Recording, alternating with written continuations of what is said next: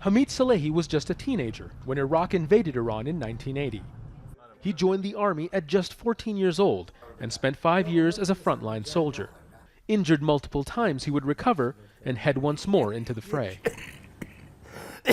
But his war ended when a gas attack destroyed 70% of his lungs and impaired his vision.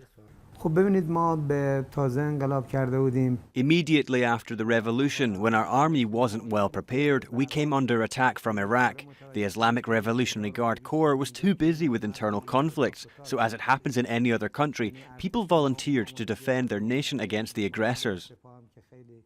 It was a conflict that shattered the lives of millions of Iranians. Iran and Iraq are now the closest of allies, but the war taught Iranian leaders important lessons in national security that have influenced policy decisions ever since. The post-revolution government was shaky and caught off guard. 40 years later, military leaders want everyone to know it won't happen again. The anniversary of the Islamic Revolution kicked off with another display of military strength. Unveiled at an arms expo at Tehran's main mosque, the Hoveyzeh is reported to be Iran's latest surface-to-surface cruise missile. Iranian commanders say it has a range of more than 1,300 kilometers and is named after the city famous for resisting Iraqi forces during the war. We live in a time when certain rulers, who have no regard for the rights of nations, ignore their commitment to treaties and international laws and walk all over them. In such a world, it is wise that we defend our national security by every means possible, despite all pressure of sanctions. Iranians appear keen to boost public confidence in the military.